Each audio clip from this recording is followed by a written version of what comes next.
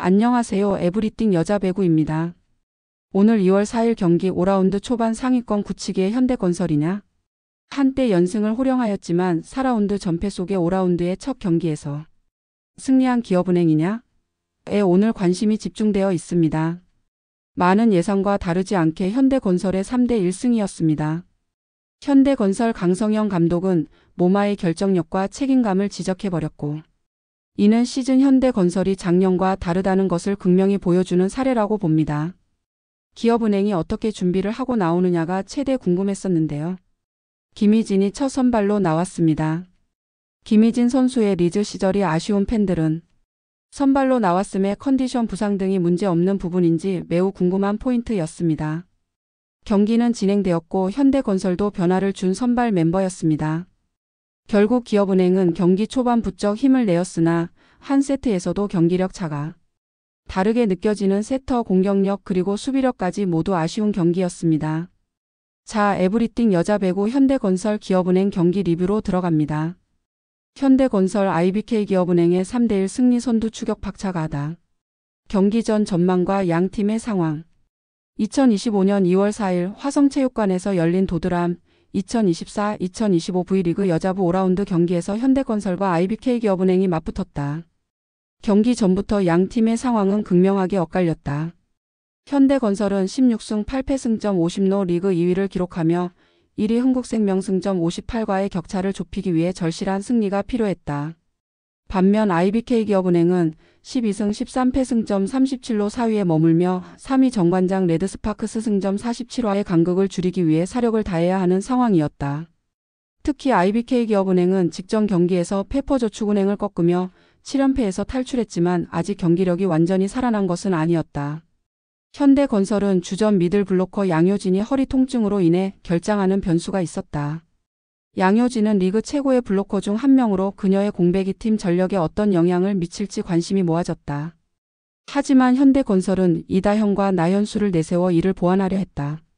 반면 IBK 기업은행은 주전 세터 천신통이 부상으로 이탈한 이후 경기 운영이 불안정한 모습을 보였고, 이번 경기에서 김하경이 얼마나 안정적으로 팀을 이끌지가 관건이었다. 특히 지난 경기에서 7연패를 끊었지만 여전히 경기력 회복이 필요한 상황이었다.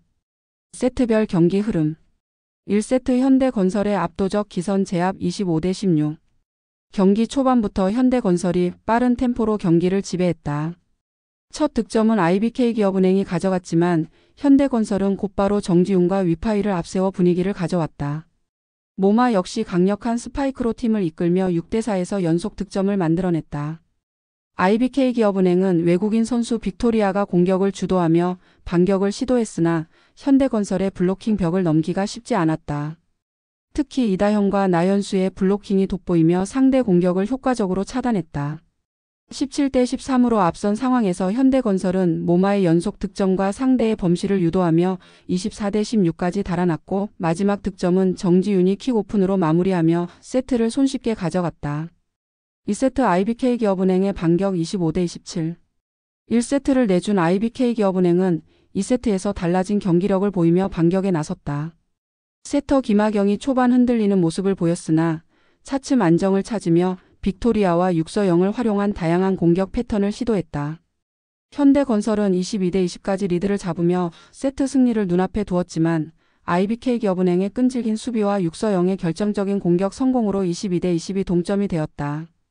이후 양팀은 주수 상황까지 이어지는 접전을 펼쳤고 25대 25에서 빅토리아의 강력한 백어택이 성공하며 IBK 기업은행이 먼저 세트 포인트를 만들었다.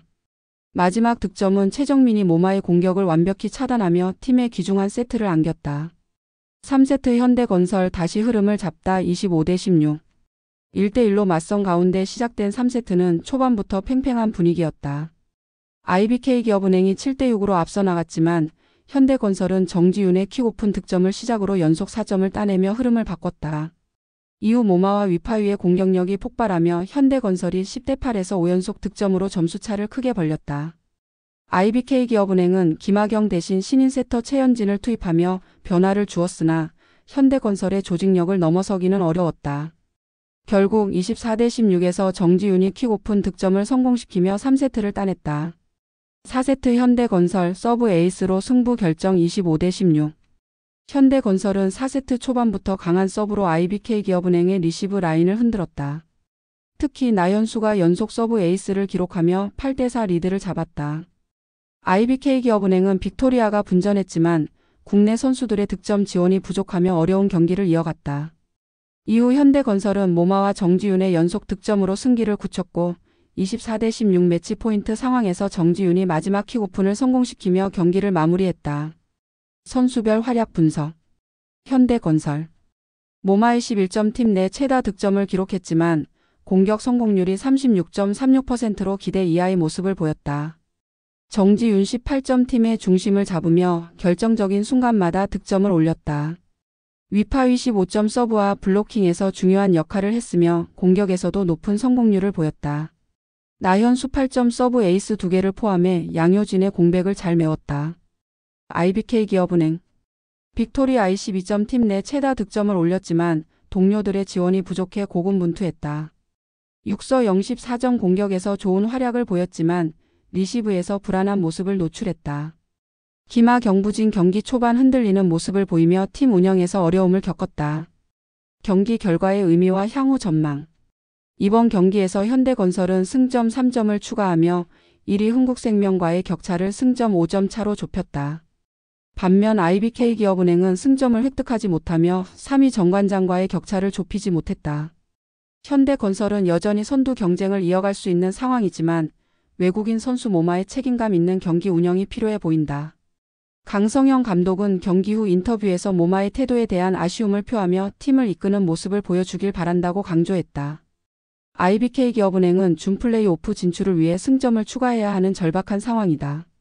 세터 포지션의 불안정성과 국내 선수들의 지원 부족이 문제로 지적되며 해결책이 필요하다. 김호철 감독은 세터진이 자리를 잡아야 한다고 강조하며 변화의 필요성을 언급했다. 앞으로의 V리그는 현대건설의 선두 추격과 IBK기업은행의 준 플레이오프 경쟁이 주요한 관전 포인트가 될 전망이다.